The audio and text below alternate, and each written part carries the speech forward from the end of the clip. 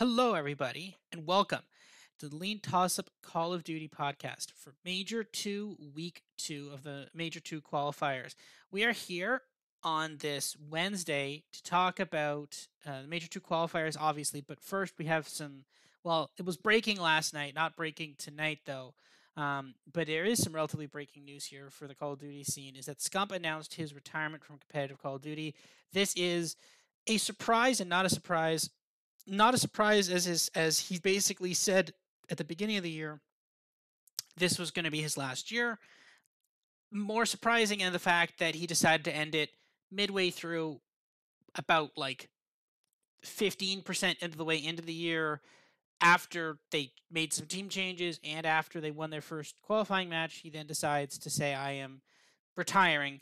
So a little surprising, specifically when he announced it, but not the fact that he was going to announce it at all. The timing is a bit odd, but I mean understandable considering the fact that he says that he kind of lost his desire to compete, and that's completely understandable. Scump is going to go out as one of the greatest players of all time, if not the best player of all time. Tremendous career, championship winning, many majors, one of the greatest of all time, is one of the most well-known Call of Duty players. Of course, I am joined, as always, by my co-host, CDL Metrics. Sorry. Almost. Yeah, no, we do the college football podcast with Buck Metrics. It was weird. We have like two Twitter accounts with named Metrics. CDL Metrics here today. What do you think about this Scump news? Yeah, it's obviously a shock. I honestly didn't believe it when I first saw it. I was just working my normal job in the middle of the day yesterday, and was scrolling through YouTube to, find something to watch while I was working, and I see the Call of Duty League post, and it just says thank you for everything, Scump, and then an infographic with him, and he's got a crown on, and blah blah blah. And I was like, wait, what is happening? And then I go to Twitter and I see, Optic are thanking him. They have the new roster announcement out there. And I'm just like, holy moly, what is going on? Find the video where he announces his retirement, very emotional. And just scrolling through comments of everybody, just seeing what they had to say, because it was a huge shock. We knew he was going to retire after this year. We didn't expect it to come halfway through the year, let alone in the middle of a qualifier week, right? That doesn't make a ton of sense. You would think he would maybe end after a major, or, I don't know, just some other time other than a random, Tuesday in January. But yeah, it happened. Obviously, he'll probably be involved in the CDL and with Optic in other ways moving forward. And content creation, he specifically mentioned that. And yeah, if he's just going to stream more, that's great. I think he can help the Call of Duty League brand as a whole, working from the outside in now. Obviously, there's some rumors that he could compete still if Optic still need him, so maybe it's more of a soft retirement than anything. Obviously, there's a lot of unknowns at this time, but for now, he's done. And that's, round of applause to a terrific career. I'd say the most influential Call of Duty player of all time. And it's weird, too, because he's been good on this game. Obviously, we saw him last weekend, one match with Hook in the roster now, and they looked pretty good. He obviously had that crazy clip in their hotel control where he just popped off, and it's weird to see a player this good, this impactful to the scene, retire so abruptly. But obviously he might have just said, I can't do this anymore. It's too much of a grind. There's too much team turmoil, right, with the Dashy stuff and Rambo and all of that. So, if he knew it was time to go, it was time to go. But still a shock nonetheless. Yeah, for sure. And it is a shock, and we're going to have to see how that impacts Optic. Talk a bit about Optic in a couple moments when we talk about their upcoming matches. So we'll get into the matches, and they're the second match, so we'll talk about that, and we'll talk about Scump's retirement and his impact on that line when we get to there in a second. So First match on Friday afternoon at 3 o'clock. Subliners versus Florida Mutineers. Subliners -1.5, -175. Florida +1.5, +135.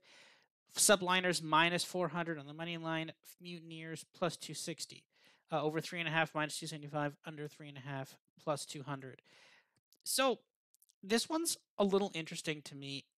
At first, I thought I would see this and immediately want to just jump all over the subliners, but it's a little that price is a little high. I'm looking at that price and I'm like the price is a little much there. The model also surprisingly likes well it's got it basically priced right.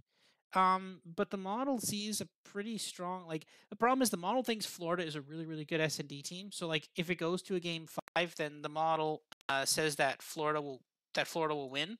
But then if it doesn't go to a game 5, then this is going to be a thing win. But at that point, then it's going to be under 5 games, right? So basically, either Subliners are going to cover the spread or Florida's going to win. That's what it's saying. What are your thoughts on this game? I think the -175 is just a little too pricey, and I don't think I really like anything in this game very much. What do you think? Yeah, I tend to agree with you. I think it's priced about right. My model still likes subliners even with the high price. The -175, it's never fun to take something that has that much juice, but to me, I do see a small edge on the -1.5. And to your point, it makes a lot of sense. Florida are just not that good at hardpoint or control. So it's very, very likely that New York could win this in a sweep or in 4 maps, and that's where you cash that -1.5. But if it does go to that map 5, that's how Florida wins. But I still think New York are a good search team too. Like they're, I mean, it's the one game Florida's got a legitimate shot to take them out. So Florida's path to win, it's probably win your hardpoint map and then win both searches, or squeak out a control in a round 5 and then win both your searches. So just a limited path for Florida. But I'm not quite done with this New York team. Like they looked great last week. They had one game. They won in 4 against a good LA Thieves team. They just take care of business, and I think they will again to kick off Friday. I'm okay if you would just want to stay away from it, though. Florida is obviously a hard team to figure out week to week, year to year, even with them. But yeah, I lean subliners just a little bit, but the -175 is not super appealing. Yeah, it's such a weird it's a weird line. Like if you had subliners at plus money, but you're not gonna get subliners at plus money on the -1.5. But it seems kind of unbettable. You do have options on the like subliners -37.5 game map 1 and 4. That's not bad, because remember, as we talked about, spreads seem to kind of coalesce around that 50-point mark, where like teams can easily lose by 50, but then it's hard to win by, like it's hard for them to lose by less than 37, right? It's easy to lose by 50, but like once spreads start hitting into that 25 to 50 range, sometimes like they'll let them get that 210 point, but then after that you just don't have any more points left. And you see a lot of that where like they'll give them a hill late in the game, but then they won't let them get past 200. At that point, then you just close it out. So the subliners team also very, very good at hard point, right? So yeah, it's a weird thing. You can maybe make um yeah, it's just this isn't a great one to bet. It's cool to watch, but I'm not going to really bet on much on this one. There's much better games happening on Friday for that next game, and this one again is directly impacted by the news we let off with here. Seattle versus Optic. Seattle's actually the favorite in this match. Seattle -1.5 +160. Optic +1.5 -210. Seattle Surge -130 on the money line. Optic even. These prices are on Bovada or Bodog, which depending on which one you use. Over 4.5 +150. Under 4.5 -200. So just as a quick note, Scump is out of the lineup. Dashi is in the lineup. It's weird. So this map this actually opened on Bet365. Sometimes the COD markets open up first there, and then they move to Bovada after. It actually opened Optic even. Then it got bet down to Optic -120, Seattle -120. So basically dead even. And then now, in the news of Scump's retirement, this has only moved back to even. So Scump is worth 20 basis points apparently on the money line. It's not, so this market is not pricing in a lot of downside to Scump not playing, which is weird because he's actually been one of the better players in the CDL. So something is a little off with this line. But not too much to scare me away from Optic though. I still like Optic in this spot. I just think they're the better team, honestly. Um, Other is a decidedly better team. This Seattle team has problems. And I mean, we highlighted it early in the year. We said that this was basically Sib and Pred carrying everything, and Mac and Accuracy were, whenever they had a good day, then great. Seattle could do well. When they don't have a good day, then they struggle. And look, they struggled through the first qualifier. I think they struggled through the first week of qualifiers. Had a little bit. I think they won one of the two games in the second weeks. Got to the finals because again they had another good LAN weekend, so that's fine. But now look, we're back to online qualifiers, and look who's 0-2 against Seattle, right? Seattle is 0-2, right? Yes, they are 0-2 now. This is the thing, right? And I think maybe Seattle's regretting not signing Pred, not basically trading away Sib there. But this is the thing, right? Like I and like when you look at the numbers for Sib and Pred last week, very pedestrian numbers, right? Like they weren't like +10, +20. They were even, and Mac and Accuracy were much lower, right? At a certain point, they can't keep carrying the team. They need support, right? So I think Optic is. I think Optic. This is Optic's game. I think Optic can definitely beat this team, especially on online. And I think, yeah, I think this is where I think Optic. I'm even looking for alt Optic -1.5. Actually, I kind of like Optic -1.5, depending on the price you get. I think you're getting. What are you getting? +230. I kind of like that price actually. What are you with me on Optic here? Are you going to give some life to the subliners here? Surge actually, but yeah, I this is tough, right? It's the first match after Scump's retirement. It's them playing against Pred, who was rumored to go to Optic. It's it's in it's the most interesting game of the year so far, in my opinion. Surge versus Optic. I feel like this is a match where you either have a strong conviction on a side, either Surge or Optic, or you don't. And I'm on the latter. This is one I don't want to pick. I just want to watch, see what happens. Hopefully it's a fun match and it goes to a game 5 round 11 or something crazy. Cuz that's what I want. My numbers, even with Optic's performance last week and Surge's performance last week, still favors Surge slightly in the series, but it's basically a toss up. And most of that is just Surge, despite last week, are still a good hardpoint team. They're still a good control team. Their search is still not figured out. Like, it's a huge problem. And part of last week, why I liked Surge was, okay, you were a good hardpoint team and a good control team through stage one.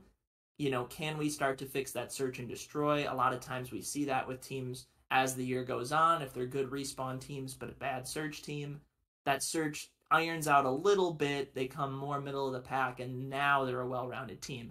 This search and destroy for Seattle is still bad. So they got to figure that out. I don't necessarily know if team changes help that kind of a thing. I do think that's just like a iron out your strategies, figure out how to get more first bloods, figure out how to play post-plant situations better.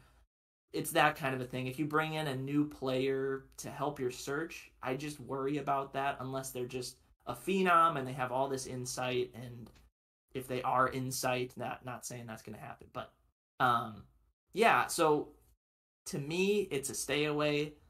Seattle -1.5 is a little appealing maybe if this Optic, new roster takes a little bit of time to form, with Dashi coming back and Rambo, and they're redoing practices apparently, with how Rambo runs it and stuff. So there's just a lot of moving parts for me, enough to just kind of keep me away from this completely. But just don't be shocked, I think, if Optic come out and look a little flat uh, even though it's a Seattle team that has these highs and lows that we see all the time, right? That's part of the reason why I think they are kind of scary at any point in time because yes, they went 0-2 last week. They lost against FaZe, who was a better team going into that match, and then they were upset by a Vegas team that isn't horrible. They're a middle of the pack team that, maybe Seattle is now firmly a part of that middle of the pack. But I think Optic are still there, even with the team change and everything going on. So, two middle of the pack teams duking it out. The line reflects that, a minus 130 and an even money. So, yeah, to me, it's just a sit back and enjoy because this could be a lot of drama. Yeah, and that's definitely true. I this game will probably be very interesting either way, and I'm fascinated to see how the Seattle team does respond. They have bounced back at times, but yeah, I'm going Optic here. But I can see, yeah, this is going to be very because like and there is a lot of drama associated with it. Like one, this is the first game without Scump. How are they going to respond? In Scump's retirement video, he literally told Dashi, "Hey man, this is your chance. Don't screw up," which is hilarious because it implies that Dashi had screwed up at some point. Which I don't think they had wanted that publicized, but that's fine. Whatever. I guess they're. Everyone knew. I mean, I come know, on. but that no, there wasn't like an official statement of being like, man, like Dashi. Like it's funny because it's like what did Sometimes Dashi that's what do? it takes, though. Like, put him on blast for the whole world to see, and maybe he'll listen. So, Yeah, I I don't mean, hate it. yeah. So that there's that, and then there's also the fact of like, I mean, with Pred, I mean, we speculated last week that potentially Pred wanting to go to Optic might kind of negatively affect the team chemistry of Surge. Is this like we talk about revenge games? Whenever like Methods plays Toronto, like is that is this like a Seattle revenge game? They want revenge on Optic for trying to take their boy. I don't know. I got nothing. I don't know how this is gonna go. I think the play is Optic, and you go from there. But it's not great. The one thing I will say though is that now at this point, they've basically just recreated the Dallas Empire, except just changing Crimsix for Dashi. That's literally what Yeah, this team is now. what they should do if this Dashy roster doesn't work out now is just trade Dashy to Vegas for Clayster straight up.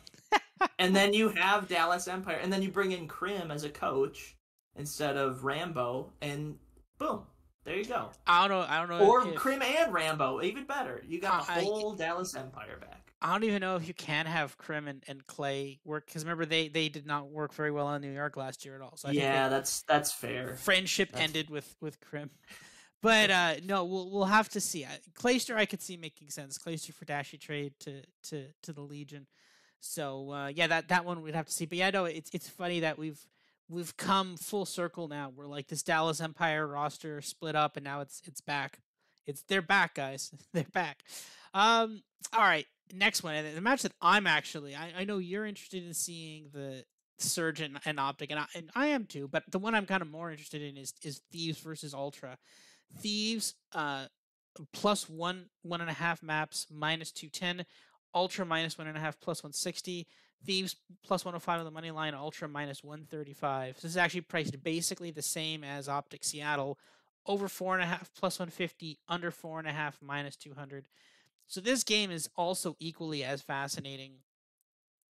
This is probably, I think, this is Toronto's hardest game of the major, if I'm not mistaken.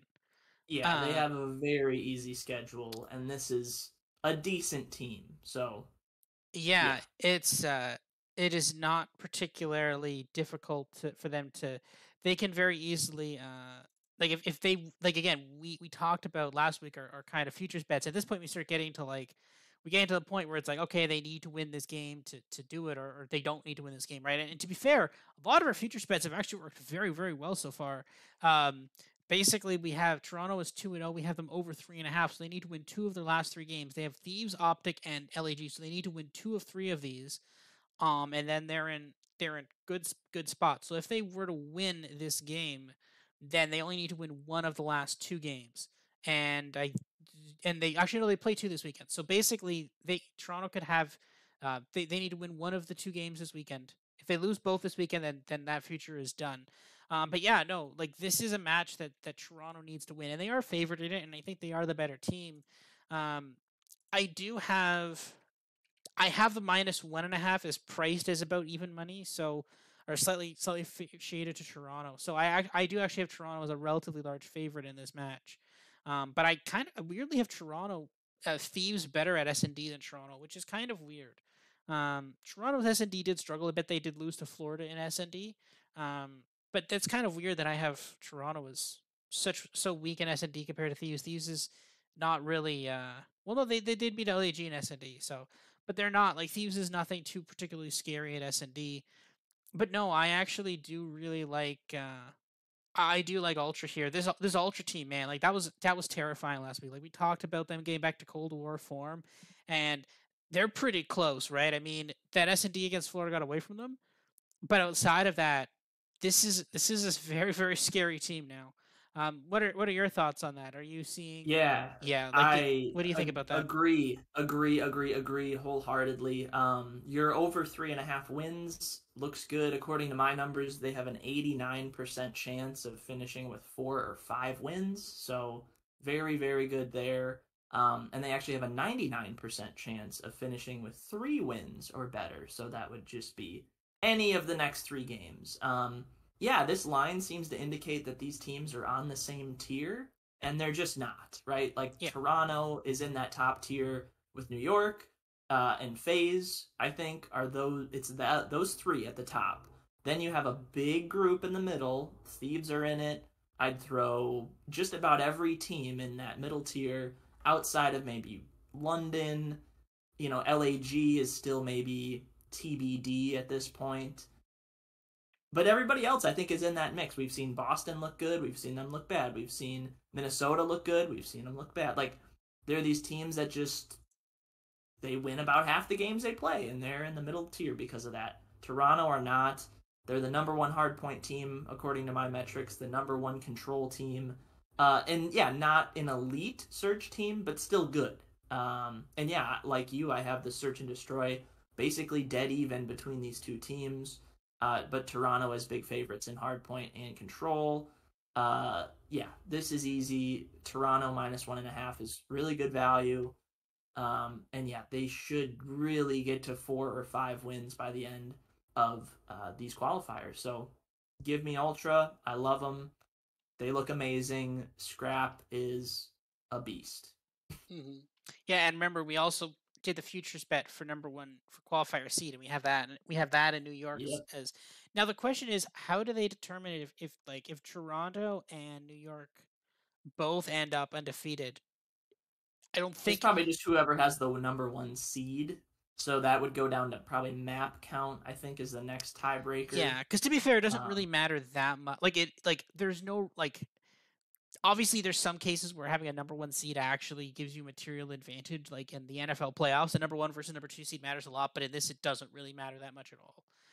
Not a huge difference between a number one and a number two. There's no like home field advantage or anything, right? Or a right, bye or right. anything associated. So I think it would be cool if they should do a tiebreaker, but they're not going to do a tiebreaker. They'll just do probably by like map win percentage or something. So which I think well no New York hasn't played enough games yet, so we'll get a good sense of that soon. But yeah, yeah, no, this ultra, and again, even if this ultra team doesn't get the first seed, still a very terrifying team to have to go up against in the playoffs or the in the basically in the major again. Next match, first match on Saturday, we've got Boston versus Las Vegas Legion. Boston is the favorite in this match. Boston -1.5 +150. Vegas +1.5 -200. Boston -120 on the money line. Vegas -110. Over 4.5 +150. Under 4.5 -200. This game screams to me over 4.5. This is just all over. Like, just this is gonna go to game five, and Vegas is gonna win a game five. Like, that's the thing. It is so clearly that that's how this goes. That's the only way that Vegas can win these games is by taking things to a game five and winning there. They'll scrape through either the second search, and they'll scrape through either a hard point or a control or something, and then they'll get it to a game five. That seems to be kind of what the game script is here for Vegas, and I kind of think that's exactly what's going to happen. What do you think here? Do you agree, or do you where are you sit on this? Yeah, this to me is a pretty close match. So the over 4.5 is definitely in play. The one thing I would worry about that is just Vegas is so reliant on search and destroy that if they lose, they might do it in four maps. Like we've seen that consistently with them. They lose quickly, and if they win, they take it to a map five. So it's kind of like you're just banking on Vegas to win something in respawn, which hasn't been great for them. But yeah, pays out plus 150 if this just feels like one of those games for you where it just goes to the distance because these teams are in that same tier in the middle. Then yeah, so be it. Take that over 4.5. I tend to lean with Boston minus a map and a half a little bit, so I'll contradict you a little bit. But I think Boston's respawn is a little underrated. So Boston respawn hardpoint. I've got them as the second best team in the game. Their control ninth, but it's okay. It's better than Vegas's in my opinion. But yeah, huge discrepancy in search and destroy. I've got Boston at ninth again, but Vegas as a top three team. So if Vegas can pull out a hard point, can pull out a control, they've got a legit shot to win this, and it probably will go to that map five. But I don't know. To me, I have more faith in Boston, even though we just saw them lose to Optic. They won their match prior to that against Rocker, again a team in the middle. So I side a little bit with Boston minus 1.5. I don't love it. Not like I like that Toronto game earlier on Saturday, but yeah, or I'm sorry, that one was Friday. But yeah, I'll lean with Boston minus a map and a half here. But yeah, if it goes to that map five, man, it's hard to imagine Clayster and this Vegas roster ever losing a map five because I'm pretty sure they're perfect so far on the year in that map five search, and yeah, they just have that game mode figured out right now. Hmm. Yeah, I agree. I think they're in really good position, and I mean both these teams are. I mean we've seen Boston did look really good last week in their games against Seattle specifically. So let's see what this Boston team can do in terms of other things. And this Vegas team, I mean, I was very quick to write them off, and I think relatively fairly so. But like it's clear that this team is better than we originally had given them some credit for. They seem to have put something together at least. Now that seems to be very S&D centered, but like again, if you're a really good S&D team, and eventually you can like, swipe a couple of searches, you can swipe a couple of controls and or hard points. That's perfectly fine. That's perfectly acceptable strategy for winning, right? That nothing wrong with that, right? If you lock down and your only way of winning is to go to game five, then yeah, that's perfectly fine. That's a perfectly fine way to win. So yeah, I like the over 4.5, and I don't even mind Vegas money line there either. Moving on, Saturday later afternoon, Thieves versus Ravens. Thieves are the favorites -1.5, -120. Ravens +1.5, -110. Thieves -310 on the money line. Ravens +210. Thieves over 4.5 +180. Over 4.5 +180. Under 4.5 -240. So this is an interesting one as well. There's also some roster moves on this one as well. Zero or Trey is out. In his place is going to be Paul X is back now in place of Zero. That was a very kind of quiet change that happened. Again, yeah, and another player who was benched after Major One who's now back. Actually, I think both of them have. Oh, with the exception of the entirety of LAG is still benched. But no, this is an interesting one. My model gives like Thieves like the Ravens almost no chance here.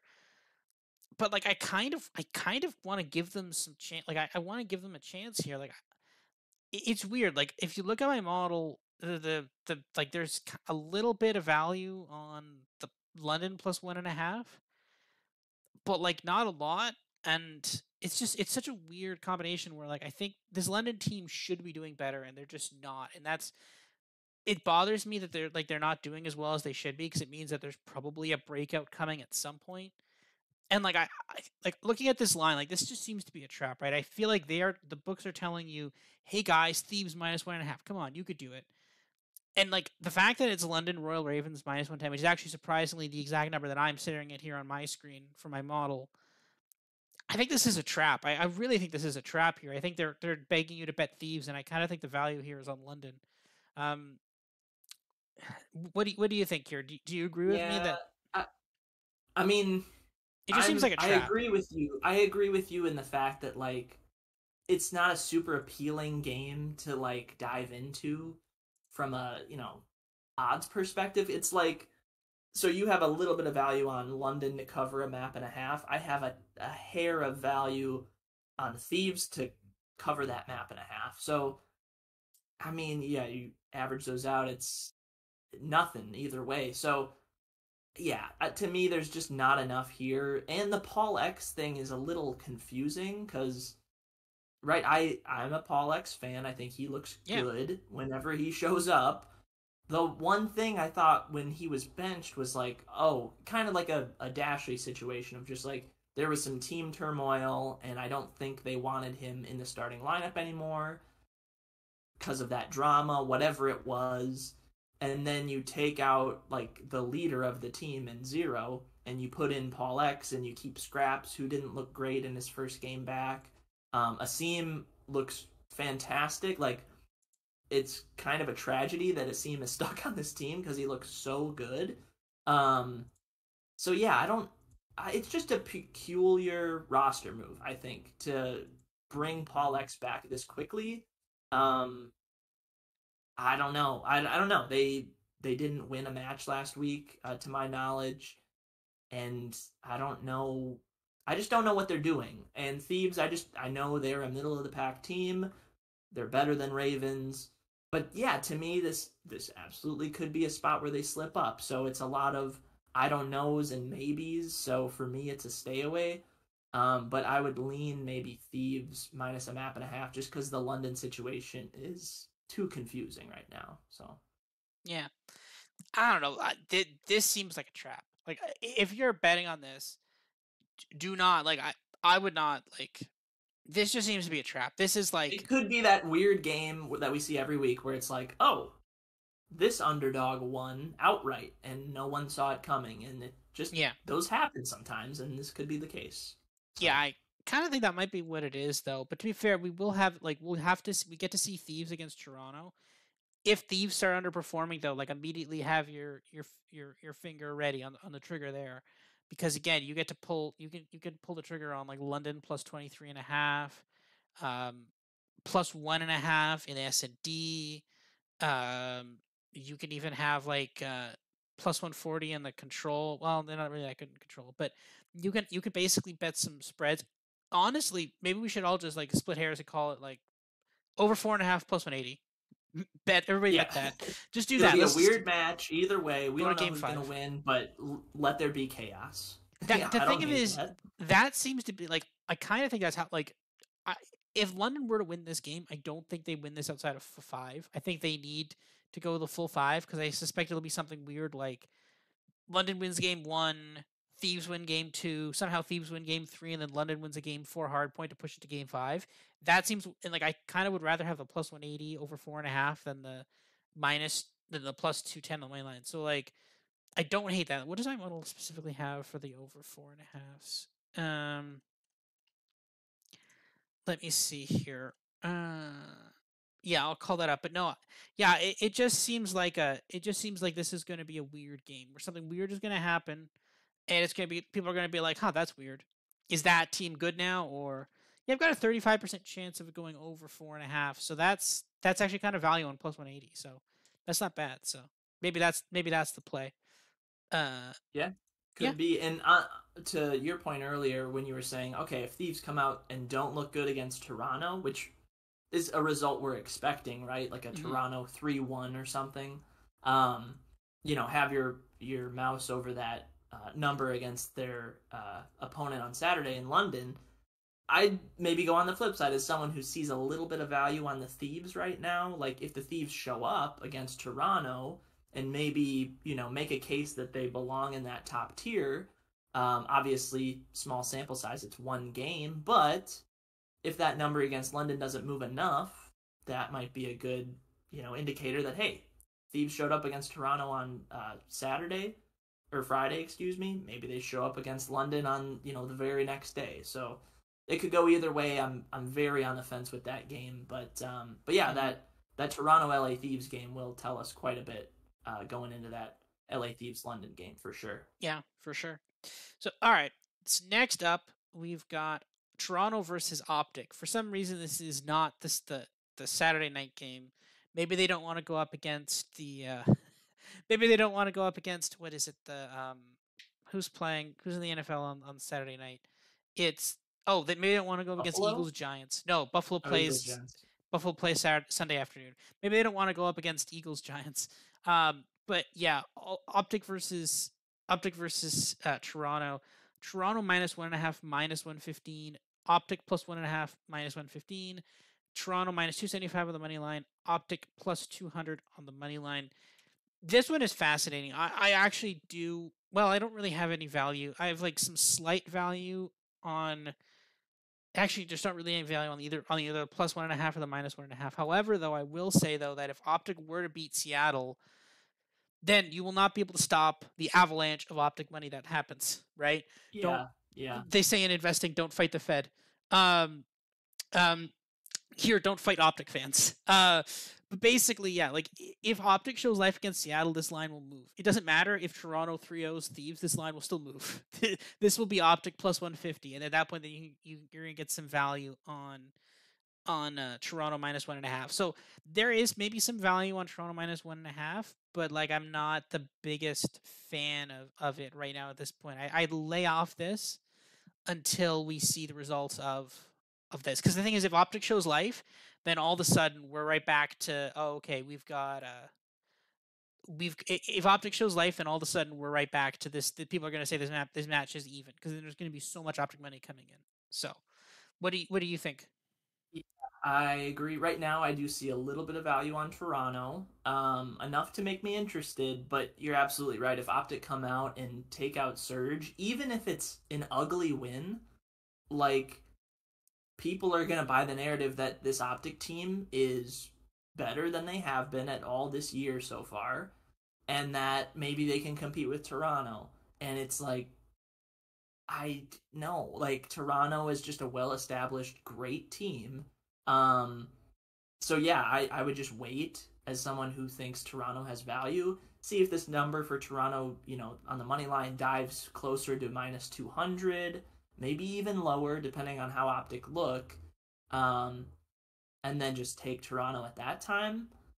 But yeah, it's hard to argue any other way besides that. I mean, obviously Optic could come out with this new Dashy roster and quickly establish themselves as one of the best teams in the league, but I just that's so hard to envision at this point in time. So, yeah, to me it's Toronto. One other thing I will mention, Optic Seattle, right? Friday afternoon. A lot of eyeballs are going to be on that game. If Optic win in any way, shape, or form, they're going to go, look, we just beat Seattle. Granted, Seattle were the major one runner ups. They won a major last year with this exact same roster.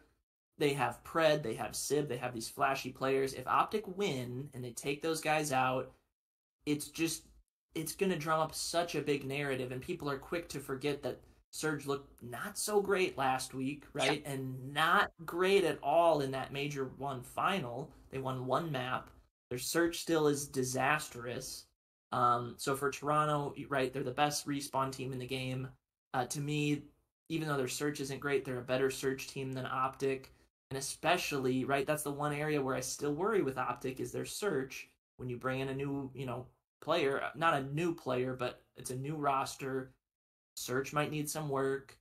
So yeah, to me, yeah, I like Toronto quite a bit in this game. Not quite as much as I like him in that Thieves game because that price to me is way out of whack. Um, like this price in this Optic game is closer to what that Thieves price should be in my opinion. But Yeah. either way, Toronto all day, every day. Yeah, Yes. I agree with that. I think that makes a lot of sense. That is the other interesting thing, right? Because we're looking at this and we're like, hey, like Seattle kind of sucks, and they're the Right now favorites they against do. Optic. Yeah, like this is the thing, and Optic did something against the Boston team, which is not bad, right? So like Optic should be the play there, but it's just weird that maybe they're pricing at a bunch of decline from scump retirement. I don't know, but whatever. Moving on to the Saturday night game, FaZe versus Rocker. This is not a close game. FaZe minus 1.5, minus 155. Rocker plus 1.5, plus 120. FaZe minus 400 on the money line. Rocker plus 275 on the money line. This one is kind of interesting because when you like it's weird, right? Because like at this point in time last year, we started to see like crazy numbers with like Paris, where it was like Paris, like we'd see like Paris plus 2.5 at even money, right? We're not seeing that yet. This is actually this minus 400 is actually the biggest money line all week. Well, actually, sorry, tied with the subliners minus 400 in the first game against Florida.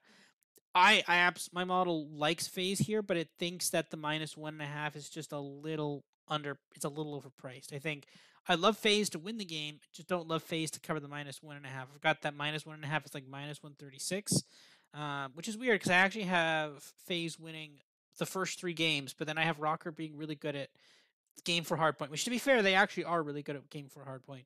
Um, it's weird to me that they're so good at like this Minnesota team is really weird, right? I talked about some of their concerns. Obviously, you're a fan, and they had a relatively good they had a good qualifier, but at a certain point, we have to talk about like how like how do we feel about this team going forward? Like, do you think they need to make a team change? Because like last week was not particularly good. Like losing to Boston in an 0-3 and then barely pulling out a win against London, not the most confidence inspiring weekend there. And now you're going up against FaZe, one of the best teams in the league. I don't really see how Minnesota puts up much of a fight here or has much of a chance here. FaZe nowhere near as dominant as we've seen them in the past. Obviously they crushed Surge, which I think people are overpricing, but like again, it's just like I'm looking at this matchup and I'm just like I don't think they have a really good shot here. What do you think as a Minnesota fan? How concerned are you for this team this year? Um, Mildly. Last week was a little hard to watch. Thankfully, I wasn't at my computer, like I was just away from home during their match against Boston. I briefly checked on my phone to see mid match what the score was, and it was already over. Boston had won 3-0, and I was like, oh, that's fantastic. I should have expected that. I did catch their game against Ravens later in the week. That was a reverse sweep. Again, closer than I would like it to be, especially with a team that is struggling as much as London is. So yeah, that's just your average week as a Minnesota fan. It's like it's chaos and results that don't make sense, and you're always wanting more, and it's just tough, right? They're a good team. They're not a great team. FaZe is a great team. That being said, my model really likes Minnesota to cover a map and a half, and I think the biggest reason why is FaZe is very, very reliant. They're very good. Like, they're a top three team in the game, but very reliant on search and destroy. Not saying their hardpoint and control are bad, but hardpoint on the year is 11 and 8. Uh, Win percentage is 6th. My power rank for them is 5th. Like, that's lower than you would think for a FaZe team. Their control 6 and 5 on the year. Win percentage rank is 6th. Their power rank for me is 4th. So good at respawn, right? 5th and 4th in the league. Their search and destroy is 1st, in my opinion. They're 10 and 5. They look phenomenal. Usually that's Minnesota's calling card. This year it's been control. Their hardpoint and search has been a mixed bag. Sometimes they look all right. Other times they look horrible. With all that being said, right? Like, if FaZe show up and they're a middling respawn team, Minnesota can match that. They could take the game one. They can take the control. I think control is basically a 50-50 toss-up. Hardpoint, I give a little bit to FaZe there, and then search is a big discrepancy just with how good FaZe has looked. So I expect FaZe to win, but do not be shocked if this goes all the way to a map 5, in which case I would fully expect FaZe to take out Rocker. But Rocker do this kind of thing where it's like you're not high on them, they get a tough opponent and they look good, and you're like, okay, how did that happen? That's just how it is with this team. So to me, I do see this going to a map 5, and if Rocker are plus 120 to cover a map and a half, I'll take it. But yeah, I was kind of shocked when I ran the model on my page, and it liked Minnesota to cover that a lot. But yeah, I still expect FaZe to win. I have FaZe winning this at about 70% of the time. Yeah, that's similar to what I have. So that's very fair. Um, yeah, yeah, Just I don't be shocked. It might be like we mentioned that London LA Thieves game. That might be a weird one where the this one could be as underdog well. overperforms. Yeah, this one to me has that same kind of smell to it. So That's a very fair point. I think that could definitely make some sense. Um, we'll have to see. I my model actually does have some value on. Well, it's about there's mine has negative value on FaZe minus 1.5, but doesn't really have value on Minnesota plus 1.5. But like it could happen, right? I mean, this it's weird though because like you're now relying on Cammy and Bands, and they have historically struggled against um yes. they've historically struggled against FaZe. So we'll have to see. But that's a fair point. Minnesota may not be completely done here. Next game. Now we are moving on to Sunday. Vegas versus Ravens. Um, Vegas minus 1.5 plus 130. Ravens plus 1.5 minus 170. Legion minus 205 on the money line. Ravens plus 155. Over 4.5 plus 150. I actually have a 3-1 here in term for Legion here. I actually think they can maybe win this game outright. There's no real value on the minus 1.5. Well, a little bit of value on the minus 1.5. But like, yeah, I think yeah, there's not much to bet here really. But like, I think Vegas can actually just might be able to win this game without having to go to game 5, map 5. I think. And also, it's also important to note, right? Our future bet for Legion was over 2.5. They've already got one. They're 1 for 1. They have 4 more games, so they only need to win 2 of those games to get us to get us to there. So we're actually pretty close. We might actually be able to cash this. Um, hopefully we can cash that over. I'd love to cash that over. So yeah, I actually I like Vegas to win. Maybe I have value on the money line, but like not a ton of value on any of the spreads. What do you think here? Are you also on Vegas here as well? Yeah, ever so slightly. It's weird. I actually have a little bit of value on Vegas money line. But if you're gonna do a map spread, yeah, London plus a map and a half, and that just goes to right. Vegas is ultra reliant on search and destroy. But to me, yeah, these teams are really close in hardpoint, and I actually do give London a slight edge in control, and then the search is just such a huge discrepancy. Um, yeah, to me, this is a stay away. Vegas looked decent last week. They've looked better than we thought they would all throughout the year. And then London have kind of disappointed and look like maybe the worst team in the game. Again, right, the roster move, we'll see if that sticks. Honestly, though, if they're bringing Paul X back for their first match, like, wouldn't shock me if they just decide to bring Zero in for this match. If I don't know, it's just that whole move back to Paul X is confusing to me. So I just don't really want to deal with London this weekend at all. They're big underdogs in both games. I expect them to lose both. If they win one, that's good. They've still got a shot to start in winners bracket. But um, yeah, to me, a stay away very well could go to a map 5. Actually, it does have that map 5 vibe to it now that I'm thinking about it more. So that could be a fun play. But yeah, I don't know. This one, I don't even know if I'll watch. But if I've got nothing else going on Sunday afternoon, maybe I'll tune in. But There's yeah, NFL playoffs. yeah, true, true. Yeah, so actually the exact same time this is going to be Bills versus Bengals. So that's going to be way better than this game. Uh Yeah. so that's fair. The later afternoon game on Sunday, LAG versus Minnesota Rocker. LAG minus 1.5 plus 180, Minnesota plus 1.5 minus 240.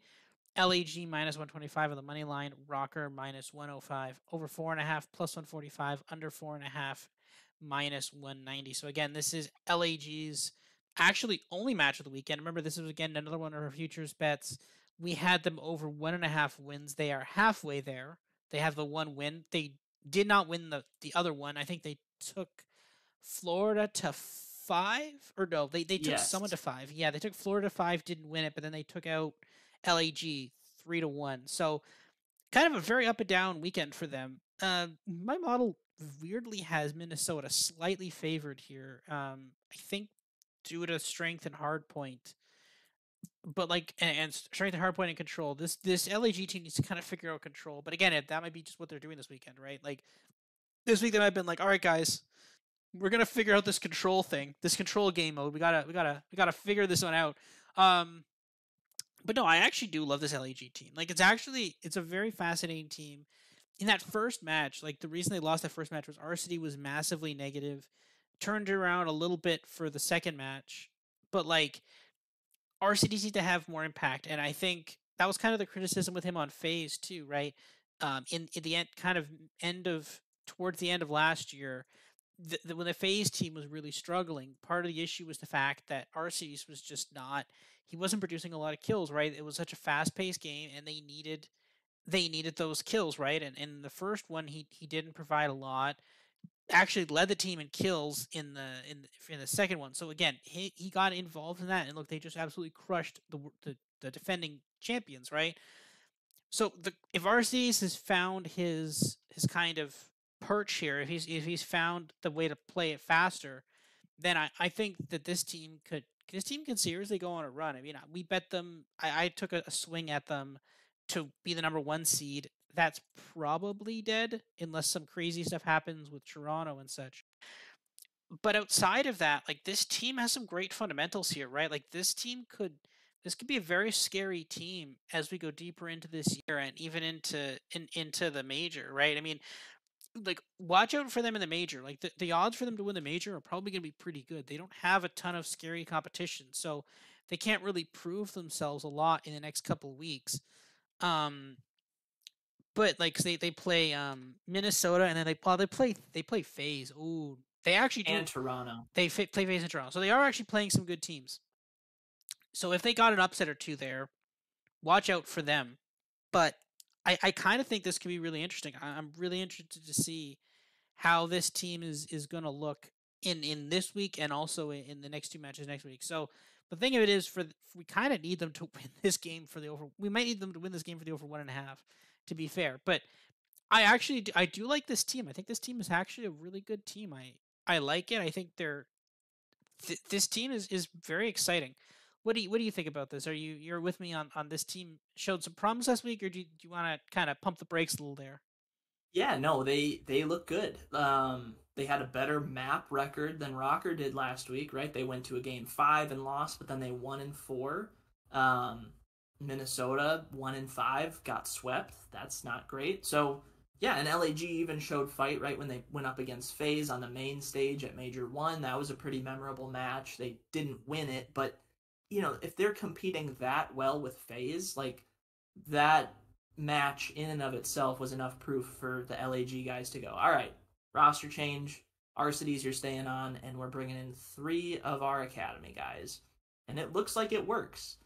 This this price is disrespectful though to Rocker, and I guess I'm just a huge Rocker homer this week, but to make them an underdog against a mostly academy roster is it might be jumping the gun a little bit. That's all I'll say. Like Rocker could very well lose this game after showing fight against FaZe, because that's just how it goes with this team.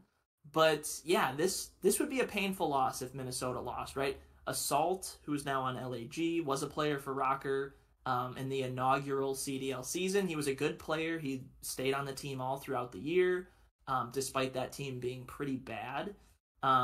Exceed, also on the LAG team, was a substitute player for Rocker that same season. He did come in late in the year. I think Alex missed some matches, so he came in and was okay.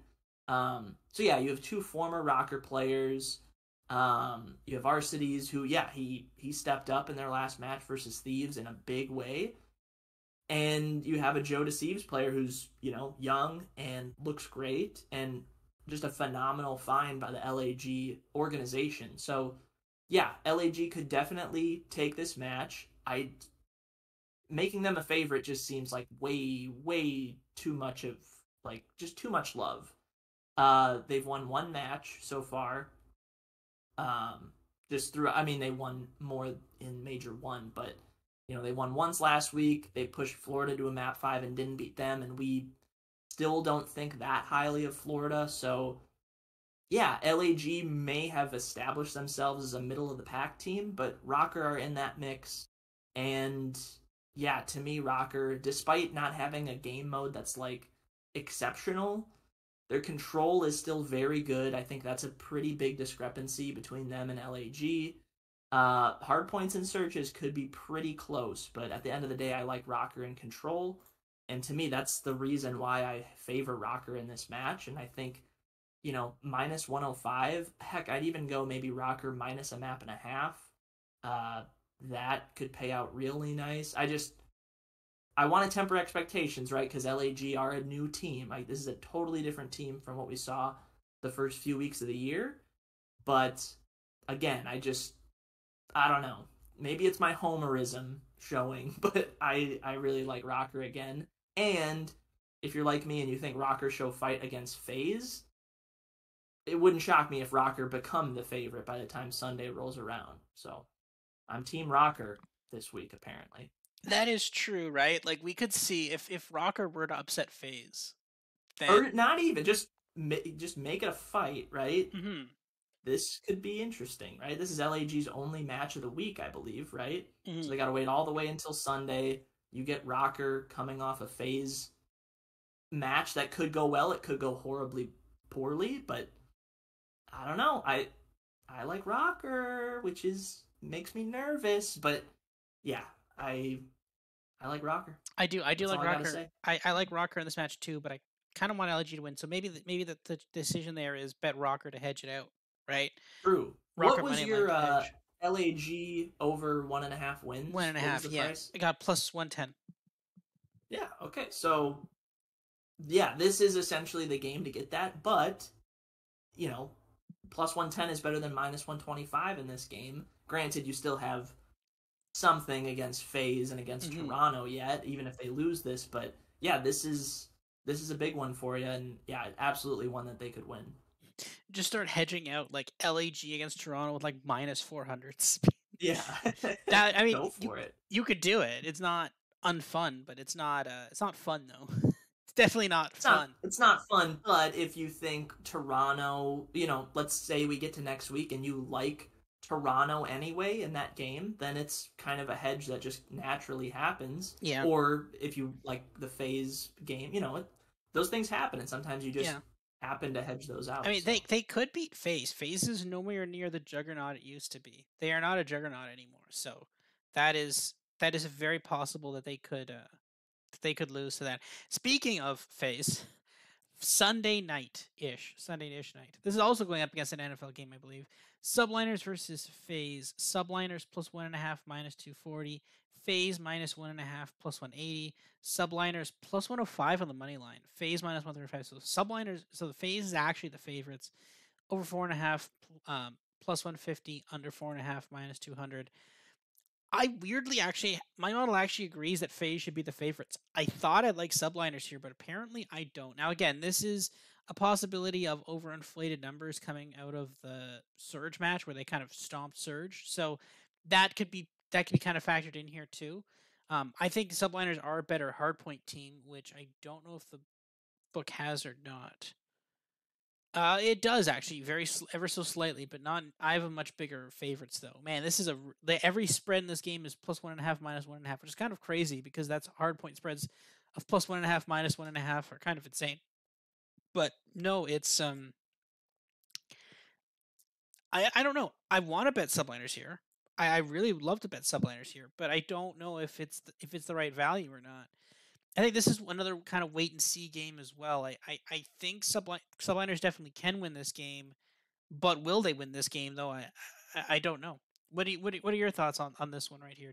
Yeah, You're with me on phase? I'm not quite, No? but I have it as a very, very close game. So we're a little at odds this week, but ever so slightly, it sounds like. I've subliners as a 52% favorite. So Yeah. basically a straight up, toss up at this point. So yeah, seeing them as an underdog, it shows up as a value in my model. Um, if you want to go alternate, like subliners minus a map and a half, that's okay too. Um, I don't know if it's enough to get me interested, but again, if I think these matches play out how they might, where maybe FaZe struggle a little versus Rocker, New York should be able to handle Florida in that opening match on Friday. If that's the case, we could see these numbers flip. All of a sudden, subliners are a favorite, FaZe is an underdog, and that's just how it is. So to me, it's like if you're like me and you like subliners, I guess jump in now. Um, but I don't know. I just don't see this number moving a huge direction one way or the other, unless subliners come out super flat against Florida. That would be a shock, obviously. But yeah, this is a great match to have for the Sunday night game too. Although there are NFL playoff games going on, but regardless, like to put this one in last, I think is good. So this should be entertaining. It's a huge fight, and I lean subliners ever so slightly, but you can obviously make a case for FaZe. They're the best search team. If they can figure out respawn a little bit, they could vault in the number one spot. Yeah, it's a huge game for a lot of reasons, but I lean subliners just a little. That's fair. I I I like subliners here too, but the model just does not agree, and I don't know why it doesn't agree. My model has the subliners as the better team, or my model has them basically even. Actually, no, my model, in terms of straight up rankings, it actually has the subliners as the best team in the CDL. I suspect if Toronto and subliners were to play, that would be a little different. But yeah, I think they're among the better teams, and I think that this game should be a pick. But weirdly enough, the model seems to disagree somewhat. So yeah, it's going to be a fascinating game, though. I will be having this on at the same time. This is going to be this game will be going up against Dallas, San Francisco. So we can watch two games at the same time. That's fine. But yeah, there's a lot of good like there's this weekend is interesting. There's some really good games. I'd say like Seattle Optic, Toronto Thieves, Toronto. Sorry, Optic Seattle, Thieves Toronto, Toronto Optic. I'd group FaZe Minnesota in there as well. Maybe LEG Minnesota, and like there's some good games this weekend. Like there's not really there's Basically, every game that doesn't involve London or Vegas is yeah, essentially like a good game, and even the Vegas ones are okay. they're okay. No Um, one's like, oh man, I really want to see the Vegas Legion win another game five. yeah, But that's the thing, right? But I mean, they're a pretty fun team. I mean, the question is, can they win a hard point? And the answer to that so far is resounding no. But eventually, maybe maybe they can. Maybe yeah. we'll What see. is? I'm curious. Vegas, they're 7-14 in hardpoint. Who was the? I was looking at these stats, and there's a hardpoint record that is just horrific. Who is it? Oh, it's Florida, I think. Florida this year in hardpoint is 4-16. Ouch. Like, wow. Yeah, it's bad. Some teams are a lot better than others right now, and we're still trying to figure out which ones they are. But again, like the structure of the league is, I think there's basically three good teams. That's Toronto, Subliners, and FaZe in no particular order. And then I think you've got kind of uh, Legion, Optic, Boston. They're in their own tier, and I think then there's like the next worst tier is kind of like Minnesota and Thieves. And then you kind of got the bottom tier, which is again in no particular order: Seattle, LAG, Florida, and London. I think that's kind of the order of it. So it's it's a very interesting year. I will say that this year is not disappointed. It's a competitive year again. Last year was also very competitive. I mean, last year we had what I think we Different had major winner. Every major except champs, right, was a repeat with Thieves, but I think basically even the 2 through kickoff had a 10 different one. was I think basically 2 through 10 was even. I think if I remember correctly, like it was basically there's a number one team in the game, which is FaZe, which never won a major, which of course. And then basically 2 through 10 was like they were like within separated within a couple points of each other. Not in terms of points totals, but in terms of rankings at least, and also similarly in point totals. But I think basically there was like the models had like basically no difference between the second and the 10th ranked team. I think if I remember correctly. But Yeah, yeah. And to your point, right, we had a major winner who didn't even make champs, right? yep, LAG went on that crazy run at Major 2 and couldn't do anything the rest of the year. It's just, yeah, yeah. Last year was nuts, obviously, for a lot of reasons. Partly the game. But yeah, this year, ultra competitive again, a better game to watch, high drama still, now no scump, right? There's always storylines to talk about, and yeah, I'm getting so excited for Major Two to roll around. yep. I am too.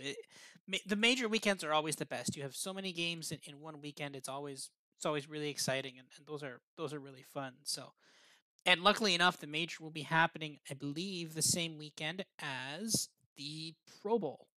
Yes, it'll Yes. be the Pro Bowl weekend, so that's good because nothing else is happening during that weekend. So we can we can watch we'll be able to watch a lot of COD that weekend, and also the Pro Bowl fun games, which actually are which seem kind of fun. But yeah, so yeah, I'm excited for that, and yeah, I think another great week of games. We'll find out some more about some of these teams, and then yeah, see you here next week. All right, thanks everybody, and yeah, we will see you again in about a week from now. See you guys.